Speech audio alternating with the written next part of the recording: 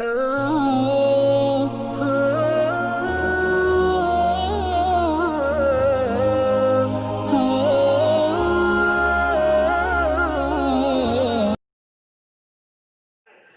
کی شرطوں کے مطابق اعلامیہ طے ہو رہا تھا. یہ اسلام کے زندہ ہونے کی مثال ہے, یہ قرآن کے زندہ ہونے کی مثال ہے, یہ خدا کے نبی کی سنت کے زندہ ہونے کی مثال ہے. آج بھی ہمیں بس احساس کمتری سے نکلنا ہے, اپنے اندر سپیریئرٹی کمپلیکس اور اپنے اندر خودداری اور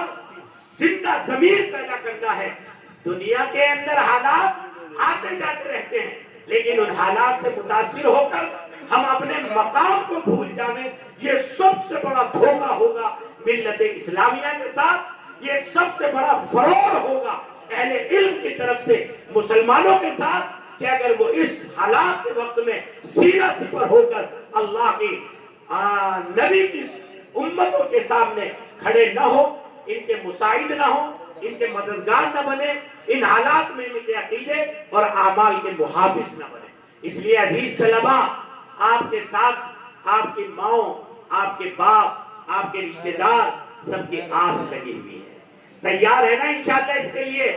جہاں جائیں گے منارہ بن کر رہیں گے, جہاں جائیں گے علم و ہدایت کا مرکز بن کر رہیں گے, جہاں جائیں گے اینقص الدین وانا حی. خدا کے محبوب پیغمبر کے اولین شاگرد سیدنا ابو بکر صدیق نے فرمایا تھا, کیا اسلام پر حلف آ جائے گا اور میں زندہ رہوں, پھر میرے زندہ رہنے کا حاصل کیا؟ آج یہ طے کر لیجئے, میں زندہ رہوں, میرا علاقہ بدعات میں گھرے, میں زندہ رہوں, میرے علاقے کا مسلمان مرتد ہوتا رہے, میں زندہ رہوں,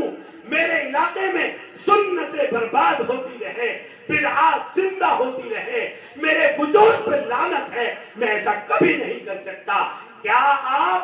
ہاتھ اٹھا کر, میں آپ کا روحانی باپ ہوں, میں نے آپ کو پورے سال پڑھایا ہے, یہ میری اس محنت کا نتیجہ ہے جو آج یہ پھل, جو امت جن سے فیض حاصل کرنے کے لیے ان کے اپنے اپنے علاقوں میں منتظر ہے. ایک باپ اپنے بچوں کی کامیابی کی ضمانت اور اس کی علامت کو جاننا چاہتا ہے, تو کیا آپ ہاتھ اٹھا کر مجھے مطمئن کرو گے, ما تعبدون من بعدی, ہمارے مرنے کے بعد تم کس کی عبادت کرو گے, کس کے مشن پر زندہ رہو گے,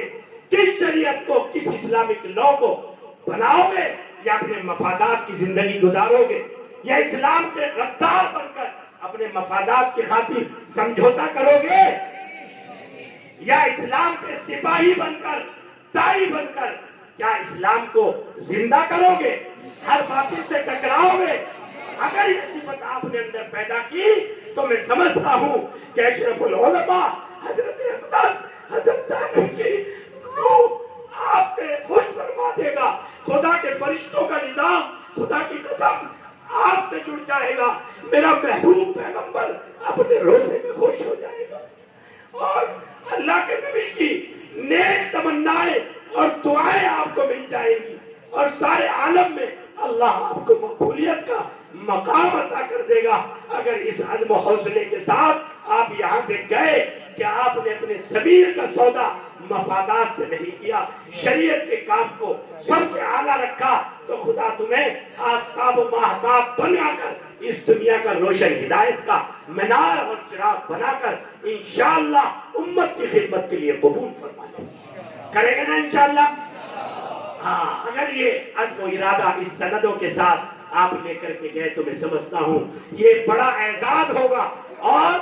جہاں آپ پہنچیں گے وہاں دارالعلوم اشرفیہ دیوبند پہنچے گا, دارالعلوم اشرفیہ دیوبند کے بانی کی فکریں پہنچیں گی. میں درسگاہ کا مولوی نہیں ہوں, میں پورے ہندوستان کا خطابت اللہ نے میرے گھٹی میں رکھی ہے, لیکن میں نے اس خطابت کو لفافوں کی خطابت نہیں بنایا. 3 جگہ میں اللہ کے قرآن کو یہاں بیان کرتا ہوں. میرے قرآن کو 11 کروڑ سے زائد لوگ الحمدللہ ٹی وی پر سنتے ہیں. آج تک ٹی وی پہ, ایئرٹیل ٹی وی پہ, ہیتھوے پہ تقریباً 50 سے زائد لوگ مسلمان ہوئے الحمدللہ ان ناپاک ہاتھوں پر. یہ سب ان جذبات کی برکت ہے کہ جو جذبات مجھ جیسے سیاہکار کو ان اکابر بزرگوں کی جوتیوں سے ملا ہے۔ اس لیے دوستو اور عزیز طلبہ، میں کہتا ہوں کہ درسگاہوں کے علماء نہ بنیے،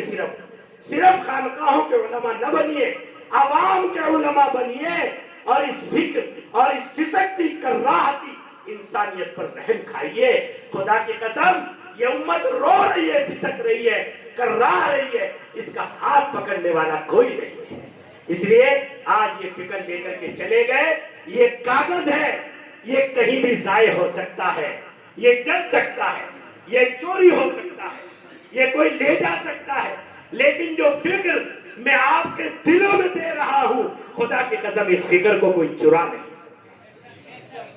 یاد رکھیں گے انشاءاللہ۔ خدا اس فکر کے ساتھ آپ کو مہر و ماہ بنا کر، آفتاب و ماہتاب بنا کر